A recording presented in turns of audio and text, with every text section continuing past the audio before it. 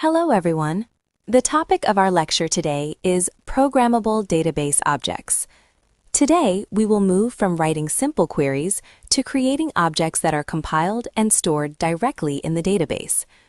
During the lecture, I will show you how these tools allow us to encapsulate complex logic, flexibly configure data access security, and automate processes by reacting to events. Let's review the plan for our work today. First, we will delve into views, or VIEWs, virtual tables that help us simplify queries and configure security. We will also consider the conditions under which we can update data directly through them. Next, we will move on to stored procedures, which allow us to store complex business logic directly on the server. Finally, we will look at triggers, special procedures that automatically react to data changes, which we will use for auditing and enforcing complex business rules. Let's move on to our first topic, views, or VUES. Imagine a view as a virtual table that usually doesn't store its own data on disk.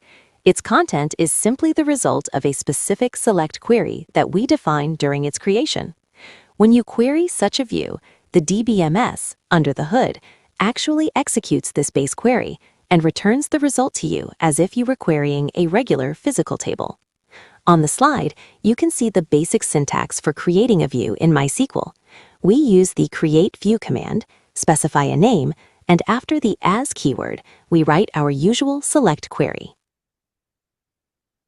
So, why do we need views?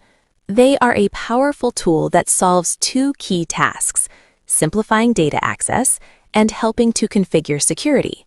Let's start with simplification. In real systems, to get meaningful information, we often have to join many tables using join clause, apply functions, and aggregations. Such queries become cumbersome and difficult to understand. Views allow us to encapsulate this complexity.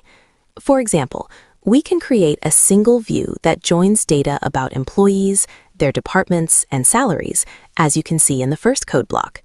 After that, an end user or analyst can retrieve the necessary data with a much simpler query without going into the details of the relationships between tables.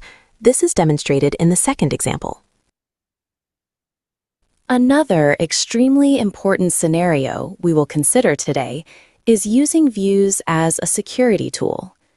Instead of giving other users direct access to the employees table, which may contain confidential data like salaries, you, as an administrator, can grant access only to a specially created view.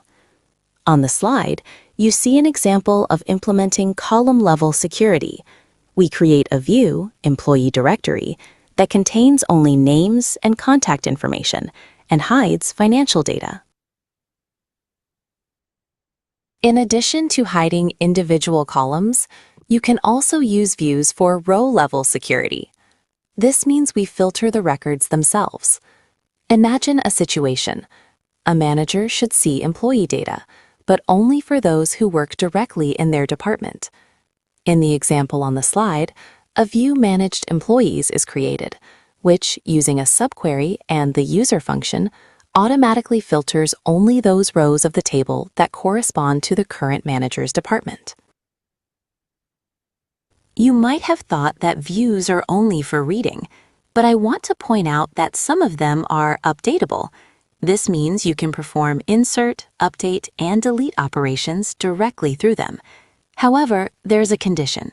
Such a view must be simple, meaning it cannot contain aggregate functions, group by clause, distinct clause, or complex joins. Pay attention to the very important with check option added in the code on the slide. It ensures that if we created a view for customers from Kiev, the database will reject any attempt to add a customer from Lviv or change the region of an existing Kiev customer to Odessa through this specific view. Let's move on to the next powerful tool, stored procedures. I want to draw your attention to the fact that these are no longer just queries, but compiled code that we store directly in our database.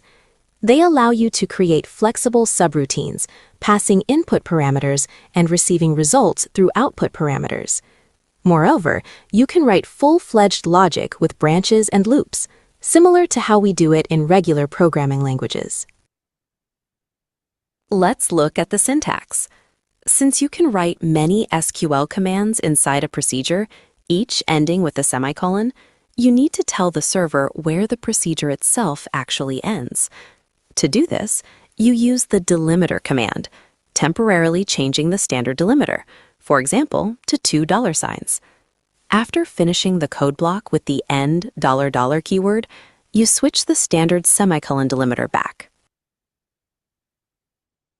So, where is the best place to use procedures?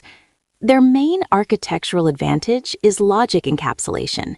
Instead of writing a sequence of queries in the application code, you hide an entire business process inside a procedure. On the slide, you see an example of user registration. You create an account, add a profile, and make an entry in the audit log. The application only needs to call the procedure with a single call command. In addition to code cleanliness, procedures give you a significant performance boost. Instead of 3 separate database calls over the network, your application makes only one. All the work happens on the database server, and the DBMS also caches the execution plan to speed up subsequent calls. Moreover, if the logic changes, you don't need to update all client applications. You just change the procedure's code in one place, and the update works for everyone. Let's move on to the last major topic, triggers. Unlike regular procedures that you need to call manually via call command, triggers are completely autonomous. You bind them to a specific table, and they automatically react to insert, update, or delete events. They can be configured to fire before the data change, before keyword, or after it, after keyword. Inside a trigger, it's very convenient for me to work with the special pseudonyms, new and old, which store the new values being inserted and the old values being changed or deleted, respectively. Where can you most often apply triggers in practice? First and foremost, auditing. If I need to know who changed critically important information, like an employee's salary, and when, I create an after update trigger. The slide shows an example.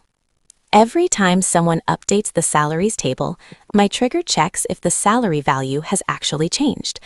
Old.salary does not equal new.salary. If so, it automatically inserts a record into a separate salary audit table, recording the old value, the new value, and the user who made the change. The second important scenario is protecting data integrity with complex rules that cannot be implemented with standard tools like foreign key. For this, I use before triggers. In this example, I've created a trigger that, before allowing a department to be deleted, counts the number of employees in it. If there are still employees in the department, my trigger issues a SIGNAL SQLSTATE command, which generates an error.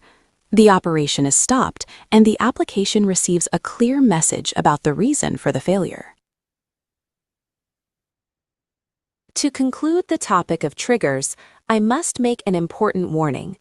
Despite all their power, I advise you not to overuse them. The main problem is that triggers operate invisibly to your application. A back-end developer might spend hours looking for a bug in their code, not suspecting that the data is actually being modified by a trigger at the database level. Therefore, use them with extreme caution and only where they are truly necessary. This concludes our lecture on programmable database objects. We have discussed in detail how views, stored procedures, and triggers can make our work with data more efficient and secure. Thank you all for your attention. I am ready to answer your questions.